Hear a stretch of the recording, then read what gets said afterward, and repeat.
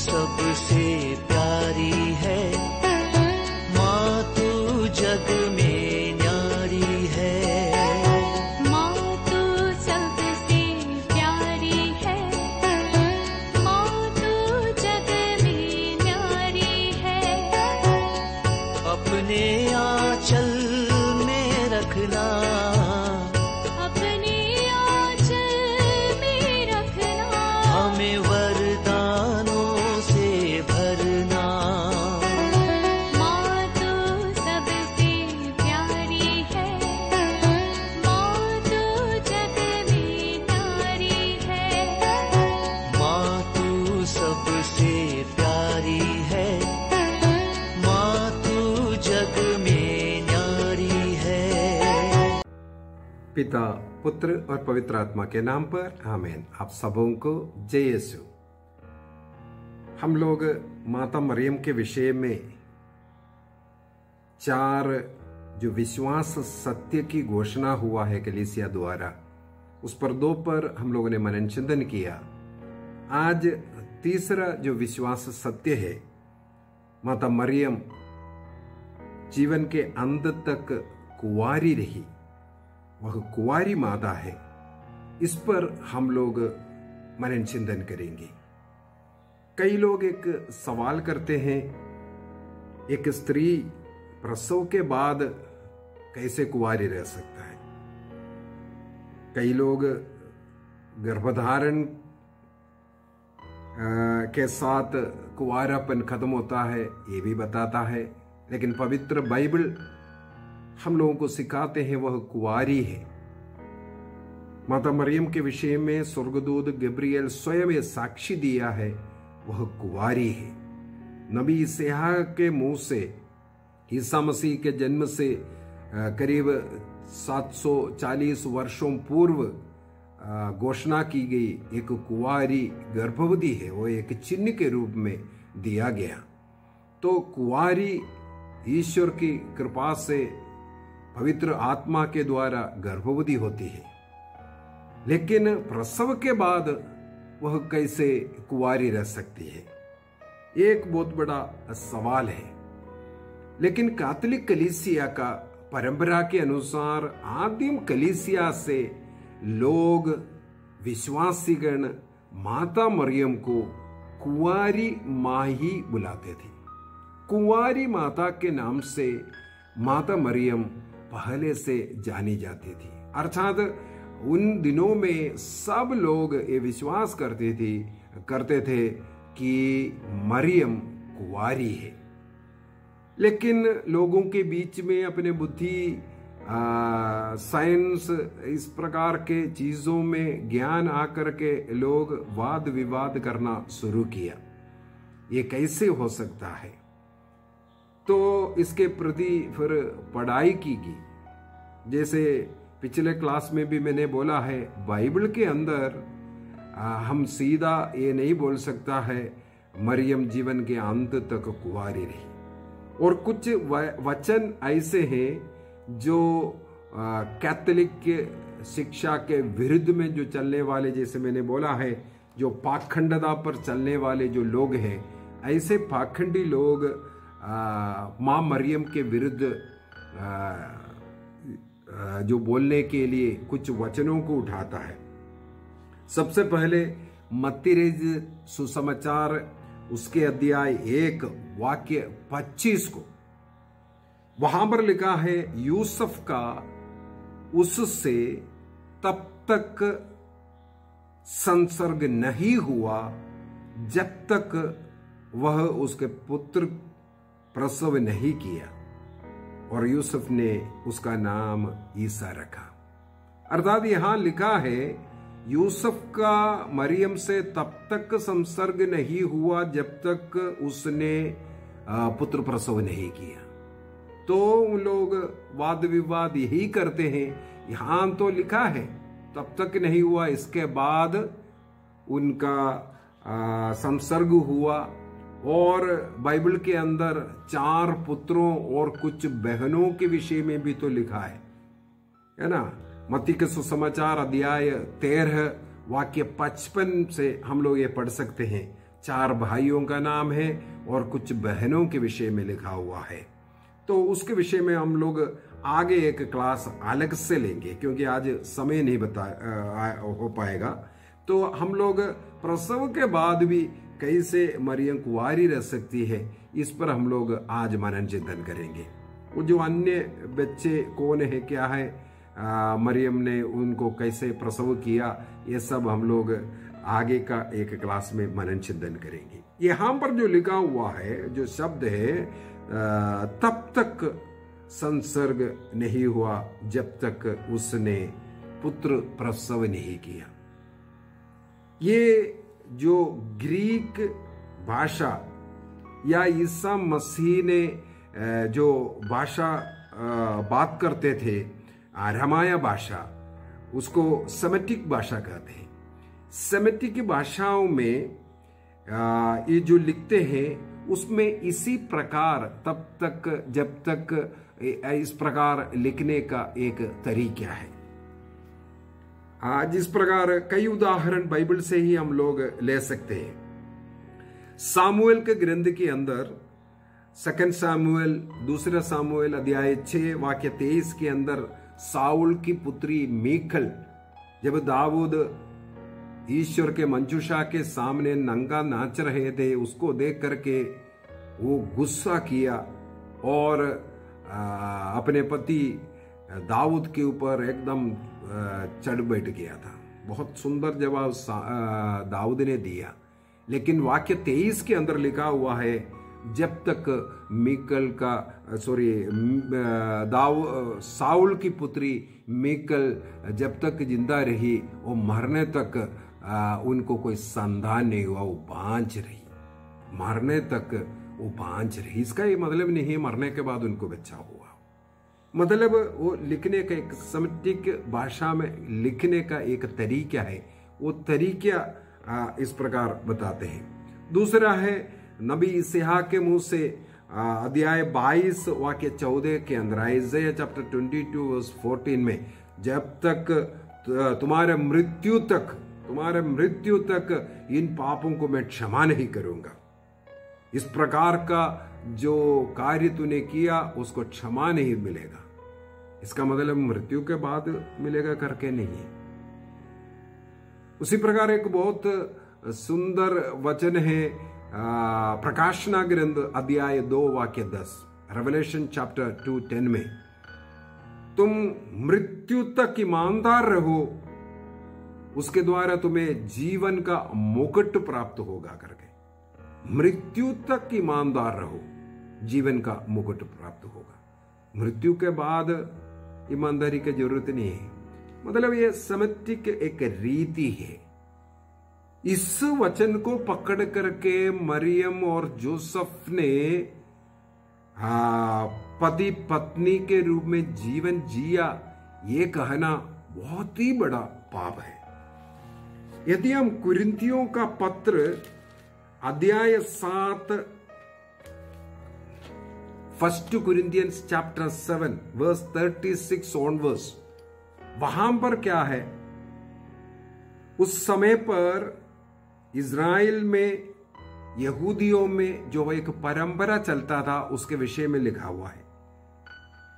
मैं पढ़ता हूं, यदि कोई समझता है कि उसे अपनी प्रबल प्रवृत्तियों के कारण अपनी मंकेतर युवती के साथ अशोभनीय व्यवहार करने का डर है, तो उसे इसके संबंध में कुछ करना आवश्यक मालूम पड़ता है, तो वह जो चाहता है कर सकता है, अर्थात वे विवाह करे, इसमें कोई पाप नहीं।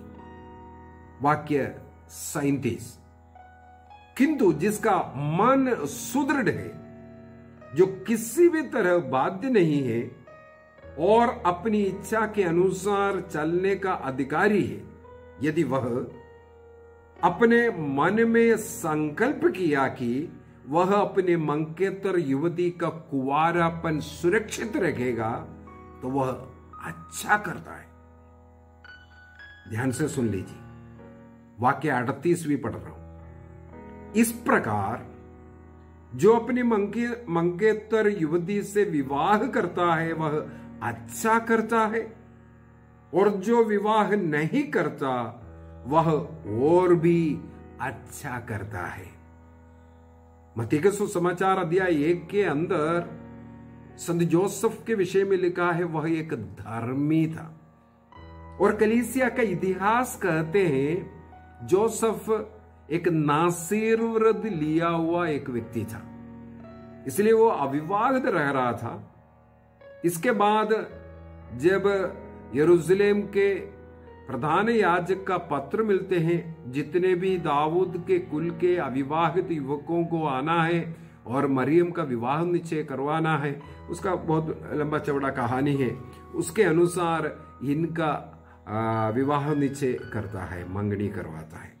और यहाँ पर कुरिन्थियों के पत्र में हम लोग लिखते हैं इस प्रकार, जो मंगनी करने के बाद जो मंगेतर युवती के साथ यदि किसी को डर है कोई अशोभनीय व्यवहार, कोई पाप, ऐसा वासना का पाप में गिर सकता है, तो वह शादी कर ले, विवाह कर ले। यदि जिसका मन सुदृढ़ है, वो एक जीवन के अंत तक इस प्रकार का पवित्र जीवन जीना चाहते हैं, तो वो अच्छा नहीं बल्कि और भी अच्छा कार्य कर रहा है, और भी अच्छा कार्य कर रहा है। तो माता मरियम और संत जोसेफ यही रास्ता चुना है। वे जरूर मंगनी किया, क्योंकि इज़राइल में नियम था, यहूदियों में एक नियम था, हर एक 10-12 साल के बाद के जो युवतियों का मंगनी कर करके रखना है। यदि विवाह करना है उसके साथ विवाह, यदि अविवाहित रहना है वो रह भी सकता था। वही नियम यहां पर हम लोग पढ़ा है। तो इस प्रकार विवाह ना करने का, प्रभु के लिए समर्पित जीवन जीने का निर्णय करने वाला जोसेफ और मैरी का मंगनी हुआ था। एक और उदाहरण हम यसेकिएल के ग्रंथ अध्याय 44 वाक्य 1 और 2 में हम लोग पढ़ सकते हैं। यसेकिएल के ग्रंथ के अंदर 44 में यसेकिएल को ईश्वर की आत्मा मंदिर के फाटक के पास लेके आते हैं। वहां के पूर्वी फाटक के विषय में जो लिखा हुआ है, जब वे स्वर्गदूत ने वहां पहुंचाया तब उन्होंने देखा कि वो पूर्वी फाटक बंद पड़ा है। उसका कारण बताता है वाक्य 2, वह मुझसे बोला, वह यह फाटक बंद रखा जाएगा। क्यों रखा जाएगा? क्या कारण है? इससे खोला नहीं जाएगा और इससे होकर कोई प्रवेश नहीं करेगा, क्योंकि इससे होकर इज़राइल के प्रभु ईश्वर ने प्रवेश किया है, इसलिए यह बंद रखा जाएगा। इस फाटक से होकर इज़राइल का ईश्वर प्रवेश करने के कारण यह बंद हमेशा हमेशा के लिए रहेगा। ये फाटक हमेशा के लिए बंद रहेगा, कोई भी इस फाटक से प्रवेश नहीं कर सकता। बहुत ही सुंदर। ईसा मसीह जिस फाटक से प्रवेश किया, जिस गर्भ में रहा, क्या उस गर्भ में दूसरा कोई बच्चे को रखेगा? ईसा मसीह का जन्म के लिए ईसा मसीह ने एक कन्या को चुना, ऐसे एक बच्चेदानी को चुना जिसमें कोई किसी को नहीं रखा है। इसलिए एक कन्या को, एक पवित्र स्त्री को ईश्वर ने विशेष रूप से अपने पुत्र के लिए चुना। इसके बाद यरूशलेम प्रवेश के समय पर उन्हें जिस गधे के बछड़े पर बैठना था, वहां पर भी लिखा हुआ है उस बछड़े पर अब तक किसी ने नहीं बैठा था। ईसा मसीह का दफन विधि को लीजिए, ऐसे एक कब्र में रखा, वो नया कब्र खोदा गया था और जिसमें तब तक किसी को भी नहीं रखा है। ईसा मसीह को सवार होने के लिए, जन्म लेने के लिए और मृत बॉडी को रखने के लिए ऐसे जगह को चुना जहां उपयोग नहीं किया है। यदि यरूशलेम का वो पूर्वी फाटक सर्वशक्तिमान विश्वमंडल के ईश्वर का प्रवेश होने के कारण बंद रख दिया है, कोई उस फाटक से प्रवेश करने का अनुमति नहीं है, राजाधिराज प्रभु ईसा मसीह जिस गर्भ में रहा, क्या उस गर्भ में अन्य संतानों को रखेगा? जो लोग ये बोलता है यीशु निंदा का पाप करते हैं। मरियम का खिलाफ जो नहीं बोल रहे आप यीशु निंदा का पाप करते हैं। और भी है, कई लोग इसी वचन को बोल करके मरियम अपने पहलौटे पुत्र को प्रसव दिया। अगला है पहला बच्चा, इसका मतलब दूसरा तीसरा है, इसलिए तो पहला बच्चा बोला। पहलौटे को प्रसव किया। लूकस के सुसमाचार अध्याय 2 वाक्य 7 को बताते हुए मरियम को और बच्चा है। यीशु निंदा का पाप करने के लिए किस किस प्रकार वचनों को ढूंढ ढूंढ कर करके माता मरियम के खिलाफ, ईसा मसीह के खिलाफ प्रचार पाखंडी लोग करते हैं, इसका एक प्रमाण है अगला वाक्य लूक चैप्टर 2 वर्स 7। मरियम अपने पहलौटे पुत्र को प्रसव किया। क्यों ये लिखा गया, क्यों ये बताया गया? क्योंकि इस्राएल में ईश्वर ने एक आज्ञा दी है। निर्गमन ग्रंथ अध्याय 13 वाक्य 1 और 2 और लूकस के ही सुसमाचार अध्याय 2 में 22 और 24 में भी हम लोग देख सकते हैं, इसी को लिखा हुआ है। और गणना ग्रंथ उसके अध्याय 18 का 15, Exodus chapter 13 verse 1 and 2, Numbers chapter 18 verse 15, वहां पर लिखा है चाहे मनुष्य का हो चाहे जानवर का हो, जो पहलौटा है वो ईश्वर का है। पहलौटे को ईश्वर के लिए समर्पित करना जरूरी था। और मनुष्य का जो बच्चा पहलौटे को जब समर्पित करता है वो छुड़ा भी सकता है, उसका तरीका भी वहां दिया हुआ है। तो पहलौटे बच्चे को ईश्वर के लिए समर्पित है, इसलिए लूकस ने अपने उस समाचार में लिखा मरियम ने अपने पहलौटे को जन्म दिया। ये ईश्वर के लिए समर्पित है। और वाक्य 22 से हम लोग ये देखते हैं वही कार्य मरियम और जोसेफ ने किया, ईसा मसीह को मंदिर में समर्पित किया। ईसा मसीह के भाई बहनों के विषय में जो वचनों को लेकर के मैंने बोला है, अगला क्लास उसके विषय में हम लोग देखते हैं। लेकिन एक बात और हम लोगों को देखना है, जहां कहीं भी बाइबल में मरियम के विषय में लिखा है, एक शब्द इस्तेमाल किया हुए, वो यीशु की मां है। जब अन्य 7-8 बच्चे और है, 4 लड़कों का तो नाम लिखा हुआ है, लड़कियां कितना है ये नहीं लिखा हुआ है। 4 लड़कों का नाम लिखा हुआ है और अन्य लड़कियों के नाम नहीं है। जब इतना 7-8 बच्चे हैं, कहीं भी अन्य किसी बच्चे का नाम से मरियम का नाम नहीं जोड़ा, पहली बात।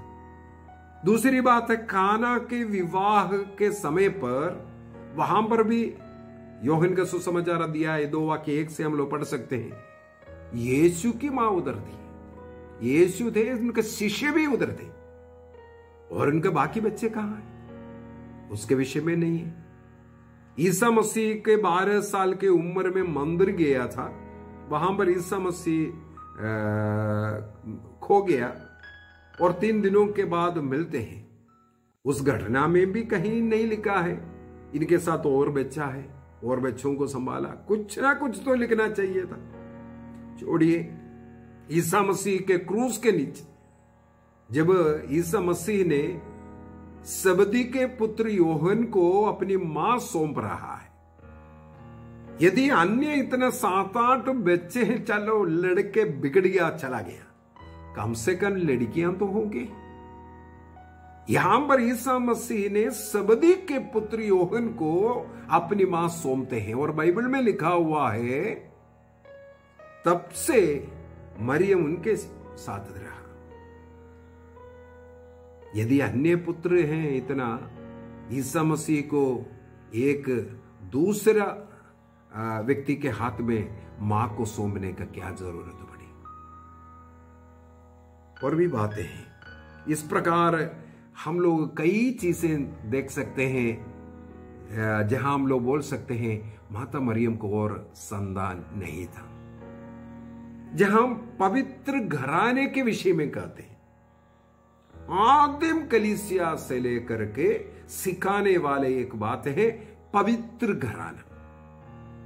कितने लोगों के विषय में बताते हैं? ईसा, मरियम और जोसेफ, तीन ही व्यक्ति की बात करते हैं। एक घर के अंदर जब छोटे बच्चे अन्य लोग हैं, कम से कम उनका भी तो नाम जिक्र करना चाहिए, बताना चाहिए था। लेकिन पवित्र घर के, नासरत के पवित्र घर के विषय में आदिम कलीसिया से अनेकों लेखों में, अनेकों ग्रंथों में लिखा हुआ है, केवल तीन व्यक्ति है वहां, केवल यीशु, मरियम और जोसेफ। यदि अन्य बच्चे होते तो उनका भी नाम होना चाहिए था। कैथोलिक कलीसिया का धर्म शिक्षा ग्रंथ उसके 510 में इस विषय में यही लिखा हुआ है। ईसा मसीह जब मां मरियम के गर्भ में आए, अर्थात गर्भधारण के समय, लूकस के सुसमाचार उसके अध्याय 1 वाक्य 35 और योहन का सुसमाचार अध्याय 1 वाक्य 13 उनके गर्भधारण के विषय में लिखा हुआ है। और उनके प्रसव के समय पर लूकस के सुसमाचार अध्याय 2 वाक्य 7 में लिखा हुआ है। और इसके बाद भी मरियम कुंवारी रही, अर्थात गर्भधारण पवित्र आत्मा से हुई, उनके कुंवारापन में कोई दोष नहीं हुआ। प्रसव के समय पर भी मरियम के कुंवारापन को, उनका वर्जिनिटी नष्ट नहीं किया। कैटेकिज्म ऑफ कैथोलिक चर्च, कैथोलिक कलीसिया का धर्म शिक्षा ग्रंथ 499 में 499 में लिखा है, यीशु को जन्म देते हुए मरियम के कुंवारापन को और ज्यादा ईसा मसीह ने पवित्र किया। उनके प्रसव के साथ उनके कुंवारापन, वर्जिनिटी नष्ट नहीं किया, बल्कि उनके कुंवारापन को और ज्यादा आशीष देकर के मसीह बाहर आए। लूकस के सुसमाचार अध्याय 1 वाक्य 37, ईश्वर के लिए सब कुछ संभव है। मुझे एक किताब पढ़ने के लिए मिला, बहुत ही सुंदर। यदि आप लोगों को मिलता है तो ढूंढ लीजिए, उसको पढ़ना है। यह है लुइस मोंटफोर्ट ने लिखा हुआ एक ग्रंथ, थ्रू मैरी टू जीसस, मरियम के द्वारा यीशु तक जाने का रास्ता। बहुत ही सुंदर किताब, अच्छा मरियन विश्वास की बातें हमें सिखाते हैं। पवित्र आत्मा से भरकर, पवित्र आत्मा से प्रेरित होकर लुइस मोंटफोर्ट ने इस किताब की रचना की। मैंने पढ़ा है कभी, मेरे विचार में हमारा जॉन पॉल II जब पोप बना, तब उनके मन में ऐसा आया, वो बहुत बड़ा मरियम भक्त व्यक्ति है, अभी मैं पोप बन गया है इसलिए थोड़ा मरियम भक्ति को कम करूंगा, ऐसा उनके मन में एक विचार आया। तब ईश्वर की प्रेरणा से उनको एक किताब पढ़ने का अवसर मिला। ये किताब वो साक्षी देते हैं, जॉन पॉल II साक्षी देते हैं, जब ये किताब पढ़ा उसके द्वारा उनका मरियम भक्ति और अधिक बढ़ गया। हम लोगों को मालूम है वह मृत्यु तक इतना भक्त रहे। प्रकाश का भेद रोजरी माला में जोड़कर का हमें देने वाला वो भक्त व्यक्ति इस किताब से प्रेरित होकर के और भी अधिक मरियम के साथ जुड़ करके जीवन जिए। तो कैथोलिक कलीसिया का धर्म शिक्षा ग्रंथ और अनेकों संत लोग इस पर हमें प्रकाश डाल करके देते हैं कि मां मरियम कुंवारी रही। चौथी सदी के संत जेरोम, हमें मालूम है, जो बहुत बड़ा बाइबल पंडित व्यक्ति था। उनको हिब्रू भाषा में, लैटिनी भाषा में, ग्रीक भाषा में, अरामाया भाषा में, ऐसा कई भाषाओं में बहुत ही पकड़ था। इसलिए संत पापा ने लैटिनी जो बाइबल वुल्गाते बनाने के लिए संत जेरोम से आग्रह किया, क्योंकि अनेकों भाषाओं में इतना ज्ञानी व्यक्ति था और उनके उस ज्ञान के द्वारा अनेकों किताबों की रचना की और मरियम के विषय में भी उन्होंने काफी कुछ लिखा है। माता मरियम के जीवन के अंत तक वो कुंवारी क्यों है, उन्होंने साक्षी दी। और ऐसे अनेकों पंडित लोग, अनेकों बाइबल शास्त्री लोग ये स्वीकार करते हैं कि मरियम जीवन के अंत तक कुंवारी रही। उनके कुंवारापन के विषय में किसी को कोई शक नहीं था। ये जो थ्रू मेरी टू जीसस, जो संत मोंटफोर्ट ने जो लिखा हुआ किताब, उसके अंदर से किस प्रकार ईसा मसीह का प्रसव में भी मरियम पवित्र रही, इसके विषय में बहुत अच्छा वर्णन किया है। ईसा मसीह संसार की ज्योति है। ईसा मसीह संसार की ज्योति है। तो उसके अंदर ये उदाहरण बताता है, जब हम लोग किसी लाइट को, एक ट्यूब लाइट जलाते हैं, तो उसके अंदर 2 फिलामेंट जलते हैं। वो 2 फिलामेंट जल करके उसके अंदर प्रकाश होता है, वो प्रकाश हमें बाहर मिलता है। तो ये प्रकाश उस ट्यूब के अंदर से बाहर हम लोगों को मिलने के लिए उसके ऊपर चढ़ाया हुआ कांच को तोड़ने की जरूरत नहीं। कांच को तोड़े बगैर वो प्रकाश अंदर हम लोगों को प्रकाश दे सकता है। बाहर सूरज है, घर के अंदर यदि हम लोग खिड़की बंद भी रखे, कांच तोड़े बगैर वो प्रकाश हमारे घर के अंदर प्रवेश करता है।